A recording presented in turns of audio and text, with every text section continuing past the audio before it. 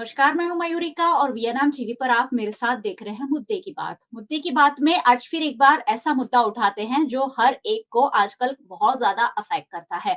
आजकल हमें 10 में से 4 कॉल तो ऐसे आते हैं कि आपके पर्सनल लोन को हमने अप्रूव कर दिया है, पर्सनल लोन ले लीजिए, क्रेडिट कार्ड ले लीजिए। आपको बार-बार ऐसे मैसेज भी आते होंगे कि आपको लोन दिया जा रहा है जिसमें 1 लाख से लेकर 5 लाख और 10 लाख और तरह-तरह के लोन अमाउंट आपको दिए जाते हैं, आपको ललचाया जाता है, आपको कहा जाता है कि बिना डॉक्यूमेंट्स के हम आपको लोन दे देंगे और इस तरीके की बहुत सारी बातें सामने आती रहती है। लेकिन पर्सनल लोन लेना कितना फ़ायदेमंद है या आपको कहीं न कहीं मुसीबत में डाल रहा है, ये सारी बातें जानना भी बहुत ज़्यादा ज़रूरी है क्योंकि जैसे ही हम थोड़ी बहुत परेशानी में फँसते हैं, हम पर्सनल लोन ले लेते हैं और फिर उसका जो इंटरेस्ट रेट होता है, वो हो सकता है कि बहुत ज़्यादा हो। ऐसे में पर्सनल लोन लेने में क्या चीज़ों की जानकारी हमें होनी चाहिए, क्या चीज़ों का ध्यान रखना चाहिए, ये सारी बातें हम आज आपको बताने जा रहे हैं। तो ये पूरा जो हमारा बातचीत का वीडियो है पूरा एंड तक देखिए, शेयर ज़रूर कीजिएगा अपने दोस्तों के साथ और बात करने के लिए 2 खास चार्टर्ड अकाउंटेंट हमने हमारे साथ जुड़े हैं क्योंकि एक्सपर्ट के साथ ही हम आपको पूरी डिटेल पहुँचाते हैं ताकि आप ऑथेंटिक रूप से सारी जानकारी प्राप्त कर सकें। हमारे साथ सूरत से चार्टर्ड अकाउंटेंट मुकेश ठक्कर जी जुड़े हैं। मुकेश जी, चर्चा में आपका स्वागत है। Thank you ma'am, thank you. और हमारे साथ सूरत से ही चार्टर्ड अकाउंटेंट महावीर धारीवाल जुड़े हैं। धारीवाल जी, आपका भी बहुत-बहुत स्वागत है। बहुत-बहुत धन्यवाद कार्यक्रम में आमंत्रित करने के लिए। चलिए, सबसे पहले सवाल जो मेरे मन में है वो ही मैं पूछूंगी कि आखिरकार पर्सनल लोन लेना मुकेश जी फायदेमंद होता है या कहीं ना कहीं नुकसानदायक भी आगे चलकर साबित हो सकता है? मैम इसमें एक चीज समझनी चाहिए कि भाई कोई भी चीज की दो पहलू होती है, सिक्के की दो कॉइन की दो साइड होती है। तो पर्सनल लेना भी के भी फायदे भी है, नुकसान भी है। तो मैं सबसे पहले तो ये बताऊंगा कि पर्सनल लोन अपनी प्रॉपर जरूरत और इमरजेंसी के टाइम पे ली गई हो तो ये अपने फायदे कारक है। बट वो जो लग्जरी के लिए आजकल मैं देख रहा हूँ बहुत सारे, किसी को आईफोन लेना है या कोई और भी लग्जरी चीज लेनी है तो उसके लिए लेना है, मेरे हिसाब से वो नुकसान करता है। तो उसके अलावा और भी चीज है कि पर्सनल लोन लेने से पहले उसकी टर्म्स और कंडीशन वो समझ के ली गई होती है तो वो अच्छी है। बाकी इसमें और भी आगे उसका नुकसान भुगतना पड़ता है। अभी आपने जैसे कि भी लेने चाहिए कि नहीं, तो उसके हम नुकसान एडवांटेज की बात करें पर्सनल लोन में, पर्सनल लोन अपने क्विक और इजीली मिल जाती है। तो सबसे बड़ा उसका फायदा जो है, उसके लिए कोई कॉल लेटर की जरूरत नहीं पड़ती है, डॉक्यूमेंट की रिक्वायरमेंट भी बहुत मिनिमम रहती है। इसमें जो इस लेने से आपके जो क्रेडिट जो सिविल स्कोर है वो भी फटाफट इसमें इंप्रूवमेंट होती है। तो ये सब है पर्सनल लोन के फायदे हैं। जैसे नुकसान की बात करें तो पर्सनल लोन में नुकसान भी बहुत सारे हैं। जैसे उसका rate of interest, personal loan का रेट ऑफ इंटरेस्ट जो है 11% से लेके 36% तक रहता है, जो बहुत हाई है। इसके अलावा प्रोसेसिंग फी रहती है जो 1% से लेके 3% रहती है, वो भी बहुत हाई है। इसके अलावा प्रीपेमेंट रहता है 2 से 5%, जो आप जल्दी लोन देने जाओगे तो ये 2 से 5% प्रीपेमेंट चार्जेस होते हैं। तो ये सब डिसएडवांटेज है। तो पर्सनल लोन का मैं ये बोलूंगा कि फायदा भी है, नुकसान भी है। आप उसकी टर्म्स कंडीशन समझ के ले रहे हो, उसको क्या यूज कर रहे हो, उसके ऊपर आपका डिपेंड रहता है कि वो आपको लेनी चाहिए या नहीं। जी, तो पर्सनल लोन आपको लेने के लिए बहुत सारे ललचाते हुए एडवर्टाइजमेंट आपके सोशल मीडिया पर भी आते रहेंगे, आपके नंबर पर आते रहेंगे, टेक्स्ट मैसेज, व्हाट्सएप मैसेज, लेकिन उसके टर्म्स और कंडीशन जो छोटे-छोटे अक्षरों में लिखा होता है, स्टार करके, उसे जानना और समझना बहुत ज़्यादा ज़रूरी है। चलिए पर्सनल लोन के बारे में ही थोड़ी-सी और जानकारी हम ले लेते हैं। महावीर जी हमारे साथ जुड़े हैं, सूरत से चार्टर्ड अकाउंटेंट है। सर फिलहाल कितने ऐसे बैंक हैं जो एनबीएफसी रजिस्टर्ड हैं और आने वाले दिनों में या आने वाले सालों में ये जो पर्सनल लोन का जो पूरा मार्केट है उसकी ग्रोथ को आप कैसे देखते हैं? देखिए, फिलहाल में पर्सनल लोन जो देने की जवाबदारी है बैंकों के पास में है और एनबीएफसी बहुत सारी कंपनीज हैं, वो पर्सनल लोन देती है। फिलहाल मार्केट में 90 प्रकार की बैंकें रजिस्टर्ड है, जो डिपॉजिट एक्सेप्ट करके सामने पर्सनल लोन और कमर्शियल प्रोडक्ट्स अपने डिस्ट्रीब्यूट करती है। इसके अलावा लगभग 9400 लगभग 9400 एनबीएफसी रजिस्टर्ड है, जो डिपॉजिट एक्सेप्ट किए बिना ही आगे लोन्स एंड एडवांस करके अपने पर्सनल लोन के जरिए अपनी कमाई का साधन ढूंढते हैं। तो फिलहाल मार्केट में स्थिति अगर देखेंगे तो बहुत सारे एनबीएफसी पिछले काफी वर्षों में नए रजिस्टर्ड हुए हैं, आरबीआई के साथ पंजीकृत हुए हैं। और सबसे महत्वपूर्ण बात यह कि इन सभी एनबीएफसीज में मेजरली पर्सनल लोन की तरफ बहुत ज्यादा फोकस किया है। जैसा ही आपने सबसे पहले बात की कि हम नियमित रूप से 3 से 4 कॉल ऐसे हम पाते हैं कि जिसमें पर्सनल लोन की प्री अप्रूव्ड ऑफर के बारे में जानकारी हमें दी जाती है कि आप सिंपल एक बटन पे क्लिक करिए और आपके 1 लाख रुपए, 2 लाख रुपए, 5 लाख रुपए आपके अकाउंट में 30 मिनट के भीतर आपके खाते में क्रेडिट कर दिए जाएंगे। तो पिछले कुछ वर्षों में हमने देखा है कि पर्सनल लोन के संदर्भ में बहुत अग्रेसिवली मार्केट को कैप्चर किया जा रहा है। इसके साथ ही कई बार मेलाफाइड इंटेंशन से भी कस्टमर को बार-बार मैसेज और रिपीटेटिव कॉल के थ्रू उसका इंटेंशन चेंज करने का प्रयास किया जा रहा है। कई बार व्यक्ति की जरूरत नहीं होती, बट एक ही कॉल को अगर बार-बार किया जाए तो उसका इंटेंशन भी चेंज होने का प्रयास इन एनबीएफसी के द्वारा किया गया है। अभी जैसा कि आपने बात की कि पिछले कुछ वर्षों में कितनी ग्रोथ है, तो उसके कुछ नंबर्स मैं आपके सामने रखता हूँ कि अगर पर्सनल लोन की बात करें जिसमें क्रेडिट कार्ड शामिल नहीं है, तो 2022 दिसंबर के जो आंकड़े बताते हैं इसमें लगभग 11 लाख करोड़ रुपए के लोन का आउटस्टैंडिंग पोर्टफोलियो था। ये 2022 दिसंबर का पोर्टफोलियो 2023 में बढ़ के 13.5 लाख करोड़ का हो गया। अगर रफली परसेंटेज वाइज अगर कैलकुलेट किया जाए तो ये 23% की ग्रोथ है, जो बहुत ही सिग्निफिकेंट ग्रोथ है। 2023 से यही जर्नी आगे बढ़ते हुए 2024 दिसंबर तक पहुंचते इसका पोर्टफोलियो लगभग 14,78,000 करोड़ का हो चुका है आज की डेट में। ये भी ईयर ऑन ईयर अगर ग्रोथ की बात की जाए तो ये भी लगभग 9.2% से आगे बढ़ रहा है। और जिस प्रकार से मुकेश भाई ने बताया कि आपको जो प्रलोभन आपको दिए जाते हैं कि तुरंत आपके खाते में पैसे क्रेडिट कर लिए जाएंगे और डॉक्यूमेंटेशन बहुत कम मांगे जाते हैं और मतलब बहुत ही स्पीडी प्रोसेस किया जाता है, तो इसके सामने जो कॉस्ट हमें जो पे करनी रहती है वो हायर इंटरेस्ट रेट का रहता है। तो ओवरऑल जो आपने बात की तो personal loan aggressively market capture किया जा रहा है इन एनबीएफसी के द्वारा, इवन बैंक्स भी करती है, और फिलहाल काफी समय से हम देख रहे हैं इसको अग्रेसिवली मार्केट में पिच किया जा रहा है। बिल्कुल, अग्रेसिवली मार्केट में प्रमोट तो किया जा रहा है। लोग भी बड़ी आसानी से इसे लेना और बहुत बड़ी तादाद में लोग अब पर्सनल लोन ले रहे हैं क्योंकि आजकल हर कोई कहीं न कहीं फँसा हुआ तो रहता ही है इकोनॉमिकली और छोटी-छोटी अमाउंट जब मिलने लगती है तो लोग बड़ी आसानी से पर्सनल लोन ले लेते हैं। इसमें ऐसे में इनका इंटरेस्ट रेट क्या होता है ये हमने जाना, लेकिन अन्य जो लोन होता है मुकेश जी, उनके इंटरेस्ट रेट और पर्सनल लोन के इंटरेस्ट रेट में कितना डिफरेंस देखने मिलता है? कितना अलग है ये दोनों डिफरेंस? इसमें देखिए तो अभी करंट बात करें तो अराउंड होम लोन का जो रेट है जो 8.5 के अराउंड चल रहा है, 8.4 से चालू होता है और जो स्कोर पर डिपेंड रहता है वो जो 9% आसपास तक मैक्सिमम जाता है। बट पर्सनल लोन की बात करें तो जनरली जो बैंक्स है, जो प्राइवेट बैंक्स है, नेशनलाइज बैंक है, वो 10-11% से लेके 15-18% तक रहता है। बट इसी केस में एनबीएफसी के पास आप जाओगे तो एनबीएफसी का जो रेट ऑफ इंटरेस्ट है वो 15% से स्टार्ट हो गए, वो 35-36% तक इसमें जा सकता है। तो वो ये सिग्निफिकेंटली हाई है जो कंपेयर टू होम लोन है, मॉर्गेज लोन है। मॉर्गेज लोन का भी आप रेट देखोगे तो 10 से 11% रहेगा। ये सब के कंपैरिजन में पर्सनल लोन का रेट बहुत हाई है। जी, यानी करीब-करीब डबल जितना रेट है, ऐसे में पर्सनल लोन लेना कितना फ़ायदेमंद है, उस पर एक्सपर्ट आज हमसे बात कर रहे हैं। महावीर जी के पास फिर से चलूँगी। महावीर जी, जो कॉल्स आते हैं हमारे पास, वो टेलीकॉलर जो होते हैं, वो फ्लैट ब्याज दर की बात करते हैं। ये फ्लैट ब्याज दर आखिर क्या होता है? मतलब क्या ब्याज दर नहीं लेने वाले हैं? फ्लैट ब्याज दर का क्या डेफिनिशन है? जी, आपने फ्लैट रेट के बारे में बात की। जैसा कि आपने बताया कि टेलीकॉलर जो होते हैं, वो नियमित रूप से अपने एक प्री लिस्टेड कस्टमर्स को रेगुलरली फ़ोन करते हैं और उनको इंटरेस्ट रेट के प्रलोभन देके उनको पर्सनल लोन के लिए पिच करते हैं। जैसा कि मुकेश भाई ने बताया कि पर्सनल लोन का इंटरेस्ट रेट लगभग 18% से लेके 36% तक जाता है।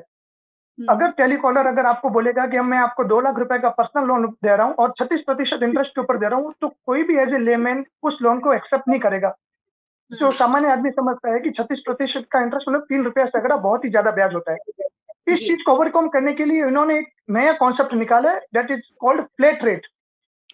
वैसे कोई भी बैंक होती है जो रेट ऑफ इंटरेस्ट चार्ज करती है, वो जो भी लोन का आउटस्टैंडिंग बैलेंस होता है, हमेशा इंटरेस्ट रेट उसी के ऊपर चार्ज किया जाता है।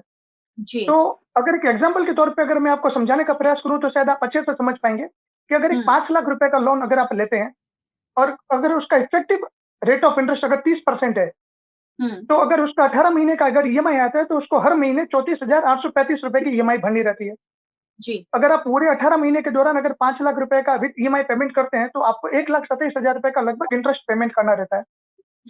ये जो टेलीकॉलर्स होते हैं या ये एनबीएफसी होते हैं, इस 1,27,000 को 18 महीनों में इस प्रकार से बराबर बाँट के आपसे एक फ्लैट रेट का इंटरेस्ट रेट आपसे बोला जाता है कि जो बोला जाता है कि लगभग 16% कि आपको 16% के ऊपर आपको इंटरेस्ट दे रहेगा। लेकिन ये जो जी 16% इंटरेस्ट है, वो 5 लाख के ऊपर ही डिटरमाइन होगा इर्रेस्पेक्टिव ऑफ द फैक्ट कि आपने कितना भी प्रीपेमेंट किया है या आपके जी ईएमआई के थ्रू जो भी प्रिंसिपल रीपेमेंट हो रहा है, उसको किसी भी प्रकार का संज्ञान में नहीं लिया जाता है। तो ये फ्लैट रेट का कॉन्सेप्ट जब तक व्यक्ति समझ नहीं पाता है, तब तक उसको क्या लगता है कि ये 16% का रेट तो मुझे बहुत सस्ता मिल रहा है। कोई बाकी जी बैंक वगैरह 18-21% मुझे दे रही है। इसके हम्म अगेंस्ट मुझे ये 16% का ब्याज मुझे बहुत सस्ता पड़ रहा है और इसी झांसे में आकर पर्सनल लोन अज्ञानता के चलते भी बहुत सारे लोग लेते हैं। तो फ्लैट रेट के बारे में समझना बहुत ज्यादा जरूरी है। ये एक भ्रामक वर्ड है जिसमें आपको उलझा दिया जाता है, लेकिन उसकी डिटेल जानकारी होना जरूरी है। चलिए मुकेश जी के पास फिर से वापस चलती हूँ। मुकेश जी, पर्सनल लोन तो बड़ी आसानी से मिल रहे हैं, लेकिन उसमें फ्रॉड भी बहुत ज्यादा सामने आ रहे हैं। ये जो पर्सनल लोन में फ्रॉड कैसे किया जाता है? क्या ऐसे फ्रॉड के भी कोई मामले दर्ज हुए हैं? पर्सनल लोन में मैं जनरली मैं बोलूँगा तो फ्रॉड के बहुत सारे चांसेस रहते हैं। सबसे पहले बात करें कि जो अननोन नंबर से कॉल आता है कि भई आप पर्सनल लोन चाहिए आपको, तो सबसे पहले तो बहुत सारे ऐसे भी केस हैं जिसमें प्रोसेसिंग के नाम पे थोड़ा बहुत अमाउंट 5,000 10,000 तक अमाउंट लेके फिर वो हम्म, बंदा सामने आता ही नहीं है और उनका नंबर भी स्विच ऑफ हो जाता है। तो सबसे जी पहले तो इनिशियल अमाउंट हम पे करते हैं, उसका हम्म उसका एक लॉस का एक चांसेस रहता है। दूसरा हम्म आजकल बहुत सारी प्ले स्टोर में बहुत सारी जो डिजी इंस्टा लोन बोलते हैं इसको या हम्म ऐप हम्म, थ्रू ये छोटी-छोटी अमाउंट की लोन रहती है जो 5,000 से लेके मैक्सिमम 50,000 जी तक रहती है। तो जी उस केस में भी बहुत सारे फ्रॉड ये गवर्नमेंट ने इवन आरबीआई ने भी नोट किया है कि जनरली जब ये लोन लेते हैं तो वो लोग आपसे एक फॉर्म भरवाते हैं। इसमें आपकी जी बेसिक डिटेल देते हैं, आपको हम्म लॉगिन करवाते हैं इसमें और इसके लॉगिन के साथ एक टर्म्स कंडीशन भी आपको साइन करवा देते हैं। तो टर्म्स हम्म कंडीशन में ऐसा रहता है कि वो आपके मोबाइल के जो पूरे डेटा रहते हैं, हम्म कॉन्टैक्ट्स है आपके, आपके फोटो है, इसके अलावा आपका जो टेक्स्ट है, ये पूरा जो रहता है वो इसको एक्सेस ले लेते हैं। जो टर्म्स कंडीशन में रहता है और हम उसको बिना बड़े टिक करके उसको आगे बढ़ जाते हैं। जी इस केस में प्रॉब्लम ये होता है कि जब हमने साइन करने के बाद सपोज कल उठ के हम उनके ईएमआई टाइम पे नहीं भर पाते हैं, तो हम्म वो बहुत सारा हेवी पेनल इंटरेस्ट चार्ज करते हैं, अपने से पेनल्टी इंटरेस्ट करते हैं और जो अमाउंट बहुत बहुत ज्यादा रहता है। तो जब हम्म हम ये अमाउंट उनको नहीं पे कर सकते, तो वो एक्सटॉर्शन जैसा उनका काम पूरा होता है। वो आपके हम्म आपके है जो उसका यूटिलाइज करके मिसयूज करते हैं। जैसे हमने बहुत केस देखे हैं उनमें आपका जो आपके जो फोटोज होते हैं उसको आपको एक्सेस करके उसको मॉर्फ करके आपके ही कॉन्टेक्ट को भेजते हैं। जैसा मुकेश जी ने बताया कि फ्रॉड्स बहुत सारे तरीकों से होता है। जब हम ये जो इंस्टा लोन की बात करते हैं, जो टेलीकॉलर से बात करते हैं, तो हमें एक बात की जानकारी स्पष्ट है कि हम जिस बंदे का या बंदी का फ़ोन मुझे आ रहा है, वो हम्म, फिज़िकली कहीं पे अपीयर्ड नहीं है। वो जी हमसे केवाईसी की डिमांड करते हैं, वो हमारे से हम्म केवाईसी वेरिफिकेशंस करवाते हैं। तो निश्चित रूप से हम्म जब वो इंस्टा लोन हमें अगर 30 मिनट में दे रहे हैं, तो हमसे वो सब डॉक्यूमेंटेशन की डिमांड की जाती है, जो उन्हें इस हम्म, लोन देने के लिए आवश्यक है। आरबीआई ने जी कुछ डॉक्यूमेंट्स की रिक्वायरमेंट लिस्ट रखी है कि हर एनबीएफसी को लोन देने से पहले कुछ बेसिक केवाईसी टेस्ट के थ्रू जाने के पश्चात ही किसी टैक्स पेयर को या किसी बंदे को लोन देना है। तो ये जो जी केवाईसी हम ऑनलाइन मोबाइल के थ्रू हम अपलोड करते हैं या जो मोबाइल के चैनल के थ्रू हम उनको शेयर करते हैं, उन हम्म उन केवाईसी का बहुत ही मिसयूज़ किया जाता है। तो जी कई बार ऐसा होता है कि लोन मिलता नहीं है बट केवाईसी हमारे उसके पास अनइंटेंशनली उनके पास पहुँच जाते हैं और इन केवाईसी जी का बहुत सारा दुरुपयोग हो जाता है। हम्म इसके अलावा बहुत सारी इंस्टा लोन ऐसी भी होती है कि जिसमें हमें कुछ इनिशियली कुछ एक्सपेंस पे करने रहते हैं, अपफ्रंट एक्सपेंस पे करने रहते हैं। बहुत जी सारे जी टेलीकॉलर ऐसे होंगे कि हम आपको 5 लाख रुपए की लोन देने के लिए रेडी हैं, बट इसके लिए हम्म आपको एक 15,000 रुपए या 20,000 रुपए आपको एक अपफ्रंट पे करना रहेगा। जी तो जी बहुत सारी स्थिति में ऐसा होता है कि 20,000 रुपए as a customer good intention उनको पे तो कर लेता है, बट बाद में हम्म पता चलता है कि वो ऐसी कुछ मतलब ऐसी कोई एनबीएफसी है ही नहीं, ऐसी कोई कंपनी नहीं है जो मुझे 5 लाख रुपए का लोन दे रही है। ऐसे हमने जी पास्ट बहुत सारे इंस्टेंस ऑब्जर्व किए हैं, जिसमें हम्म कस्टमर ने जो initially as a processing fee के तरीके से जो उन्होंने एक्सपेंस या पे किए, वो भी उनको रिफंड नहीं हो पाते। जी तो इस प्रकार के बहुत सारे फ्रॉड हुए हैं और ये हम्म फ्रॉड की स्थिति जब और गंभीर हो जाती है जब कोई कस्टमर लोन तो ले लेता है बट उसके बाद में उसकी भरपाई नहीं कर पाता है। तब जी ये एनबीएफसी है, जो ये ऑनलाइन टेक कंपनीज़ है, फिनटेक कंपनीज़ है, वे उन हम्म केवाईसी का दुरुपयोग करना शुरू कर लेते हैं, जो एक्चुअली उस समय से हमारा वो दुरुपयोग शुरू हो जाता है, हमारे केवाईसीज़ का। जी, जी। तो केवाईसी का दुरुपयोग रोकने के लिए भी आपको हर तरह की जो आप कंडीशन एक्सेप्ट करते हैं, उस पर ध्यान देना चाहिए। चलिए सर ये भी बता दीजिए कि पर्सनल लोन और बिज़नेस लोन, इनमें क्या फ़र्क है? अमाउंट में कितना फ़र्क होता है? कंडीशन में क्या फ़र्क होता है? ये बताइए। जी, बिल्कुल सही प्रश्न है आपका। देखिए, देखा जाए तो मूलभूत रूप से पर्सनल लोन हो चाहे बिजनेस लोन हो, दोनों का नेचर अनसिक्योर्ड है। इन दोनों प्रकार की लोन में हम किसी भी प्रकार की एनबीएफसी हो चाहे बैंक हो, एक कोलेटरल एक्सेप्ट नहीं होती। इट जी। Means both loan are completely unsecured loan. जहाँ तक प्रश्न पर्सनल लोन का है, तो ये पर्सनल लोन बेसिकली इसके लिए जो टारगेट सेगमेंट होता है वो सैलरीड क्लास के बंदे होते हैं, जिनका हर महीने मंथली सैलरी आता है। उन सैलरी के बेस पे उनके जो मंथली क्रेडिट आता है उसके बेस पे उनको पर्सनल लोन की अप्रूव्ड ऑफर उनको ऑफर की जाती है। जी। इसके अगेंस्ट जो बिजनेस लोन होती है, business loan basically self employed profile के केस में एप्लीकेबल होती है। इसका जो लोन की सीमा रहती है वो पर्सनल लोन से कहीं ज्यादा रहती है। उसमें बिजनेस लोन में यूजुअली हमें बिजनेस देखा जाता है, अब उसका प्रोफेशन चेक किया जाता है कि उसका कितना एनुअली ट्रांजैक्शन है, कितना एनुअली टर्नओवर है, और टर्नओवर को ध्यान में रखते हुए उसको बिजनेस लोन दी जाती है। जी। जहाँ तक प्रश्न आधारभूत डिफरेंस का है, इसमें एक और डिफरेंस है कि बिजनेस लोन यूजुअली बड़ी लिमिट की होती है और वो अच्छी-अच्छी बैंक्स है या बड़ी-बड़ी अच्छी कैटेगरी वाली जो एनबीएफसी है वो देती है। यूजुअली जी। बिजनेस लोन ये जो टेक फिनटेक कंपनीज़ है अगर वो देती भी है तो मतलब उसके गाइडेंस नोट है, जो उनकी गाइडलाइन है वो कंप्लीटली फॉलो नहीं करते हैं। तो जी। बिजनेस लोन यूजुअली हम अच्छी बैंक से या अच्छी एनबीएफसी जो कैटेगरी के लिए बहुत ही ब्रांडेड कैटेगरी के लिए एनबीएफसी हम उन्हीं से यूजुअली प्रेफर करते हैं। हुँ। जी, तो पर्सनल लोन और बिज़नेस लोन इसके भी डिफरेंस है वो हमने महावीर जी से जाने। सर सरकार क्या कदम उठा रही है? पर्सनल लोन का जो मार्केट बढ़ रहा है, जो फ्रॉड हो रहे हैं, ये सारी चीज़ों को रोकने के लिए सरकार की ओर से क्या कदम उठाए जा रहे हैं? देखिए, जिस प्रकार से इंटरेस्ट रेट पर्सनल लोन के नाम के जो वसूली की जा रही है, जो चार्ज हुँ, किए जा रहे हैं, तो 2 प्रकार की चीज़ होती है। एक तो होता है वेल इन्फॉर्म्ड डिसीजन, एक है विदाउट हुँ, इन्फॉर्म्ड डिसीजन। जहाँ तक कस्टमर वेल इन्फॉर्म्ड डिसीजन लेके उसको पता है कि उसको इंटरेस्ट रेट इफेक्टिवली क्या चार्ज हो रहा है, उसको जी, प्रोसेसिंग फी के क्या चार्ज हो रहा है, उसके हुँ, अगेंस्ट अगर वो ईएमआई नहीं भरता है, तो उसके सामने क्या कार्रवाई की जा सकती है। अगर ये सब चीज़ की जानकारी को ध्यान में रखते हुए अगर वो पर्सनल लोन ले रहा है और उसको हुँ, एक्सेप्टेबल लग रहा है, तो ठीक बात है। बट जी, अगर ये सब इन्फॉर्मेशन की जानकारी के बिना अगर वो लोन ले रहा है और उसके जो रिपरकशंस अगर वो उसके पास आते हैं, तो ये हुँ, पर्सनल लोन अपने आप में बहुत ही उसके लिए एक गले की हड्डी बन जाता है। जहाँ जी, तक सरकार का प्रश्न उठाने का प्रश्न है, सरकार का इस संदर्भ में इंटरवेंशन का प्रश्न है, तो सरकार काफ़ी टाइम से आरबीआई के प्लेटफ़ॉर्म के थ्रू, एडवर्टाइज़मेंट के थ्रू बता रही है कि ऑनलाइन जो भी फ्रॉड हो रहे हैं, ऑनलाइन जो टेलीकॉलर्स आ रहे हैं, बिना पुष्टि हुँ, के किसी भी प्रकार के अपने केवाईसी, आधार पुट जो मूलभूत डिटेल्स है वो शेयर ना करें। बट हम हुँ, फिर भी क्या प्रलोभन में आ जाते हैं। ऑनलाइन अगर हमें कोई अप्रूव्ड अथॉरिटी अप्रूव्ड लोन का अगर मैसेज आता है या कुछ टेली कंफर्मेशन आता है, तो हम अपने उस प्रलोभन में आके हम उनसे अपने इम्पोर्टेंट अपने केवाईसी उनके साथ शेयर कर लेते हैं। तो आरबीआई हमेशा उनको बोल रहा है कि अपने केवाईसी किसी भी ऑथेंटिकेट पर्सन के अलावा किसी को शेयर नहीं करें। हुँ, समय-समय पे इसकी जागरूकता बढ़ाई जा रही है। इसके हुँ, अलावा जहाँ पे भी ऐसे इंस्टेंस आते हैं कि जहाँ पे कस्टमर उसके केवाईसी का दुरुपयोग किया, तो उन्होंने सेपरेटली क्राइम सेल बनाया है। क्राइम सेल में हुँ, ये डिजिटल क्राइम के रिलेशन में जो भी प्रक्रियाएँ होती है, वहाँ पे आप हुँ, 1903 नंबर पे आप लॉगिन करके उनको आप गवर्नमेंट को इन्फॉर्म कर सकते हैं। गवर्नमेंट जल्दी से जल्दी उनके ऊपर एक्शन लेती है। जहाँ पे भी केवाईसी के दुरुपयोग का मैटर हो, यहाँ पे पैसे की जालसाज़ी से पैसे हुँ, वसूल करने की बात आती है, तो वहाँ पे आरबीआई निश्चित रूप से इंटरवेंशन करती है और उसको रोकने का प्रयास करती है।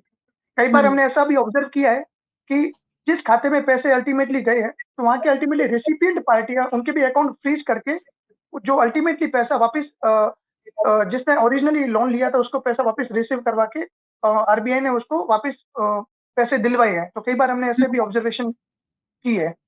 जी, यहाँ पे तो एक चीज़ और ऐड करना चाहूँगा मैं हाँ कि जी, यहाँ हाँ पे जी, जो गवर्नमेंट्स ने ऑलरेडी जो अभी जो बात चल रही है अपनी की ऐप थ्रू लोन, तो हुँ, गवर्नमेंट ने लास्ट 2021 से 23 के दरमियान हुँ, 4700 जैसी लैंडिंग ऐप है, उसको वहाँ पे रिमूव किया है इंडियन गवर्नमेंट ने और आरबीआई ने मिलके 4700 जितनी जो सब लोन्स के लिए जो एप्लीकेशन है उसको रिमूव किया है प्ले स्टोर से। इसके जी, अलावा ऑलरेडी एक लॉ प्रपोज़ कर रही है, जिसमें ये हुँ, जो पेनल जो है ये जो 10 करोड़ तक का पेनल्टी फाइन की और 7 साल की जेल उसमें हो सकती है, तो ऑलरेडी ये लॉ प्रपोज़ कर रहे हैं।